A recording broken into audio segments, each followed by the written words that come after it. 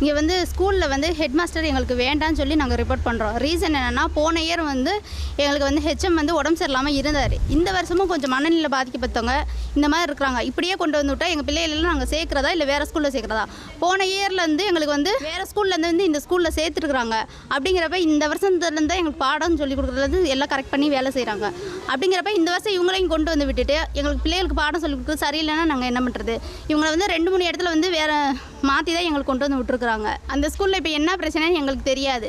ஆனால் நாங்கள் கேள்விப்பட்டுட்டோம், என்ன பிரச்சனைங்கிறது வரைக்கும் நாங்கள் கேள்விப்பட்டோம். அப்படி தெரிஞ்சே எங்கள் ஸ்கூலில் கொண்டு வந்த என்ன ஒரு இது காரணம்? ஹெச்எம் இந்த ஹெச்எம் எங்களுக்கு வேண்டாம், ஹெச்எம் எங்களுக்கு வேண்டாம், வேறு ஹெச்எம் மாற்றி விடணும்னா மாற்றி விட்ருங்க. எங்களுக்கு 10 பிள்ளைங்க தான் இருக்குது. அந்த 10 பிள்ளைகளே இல்லை, இவங்க இங்கே தான் இருக்கணும்னா நாங்கள் டிசி வாங்கிட்டு வேறு ஸ்கூலில் நாங்கள் போய் சேர்த்துக்கிறோம். எங்களுக்கு இவங்க இந்த ஹெச்எம் வந்து வேண்டாம். என் பேர் ஜாஸ்மின். நான் எங்கள் தம்பி வந்து இங்கே தான் படிக்கிறான். அந்த எக்ஸாம் வந்து போன வாரத்தில் வந்து வேணாம் அப்படின்னு சொல்லிட்டு நாங்கள் எழுதி எல்லாம் ஃபார்ம் எழுதி கொடுத்தோம்.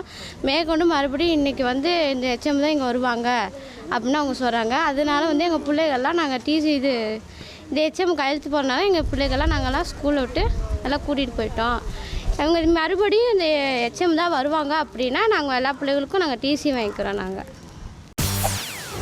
செய்திகளை உடனுக்குடன் தெரிந்து கொள்ள உடனே சப்ஸ்கிரைப் பண்ணுங்க.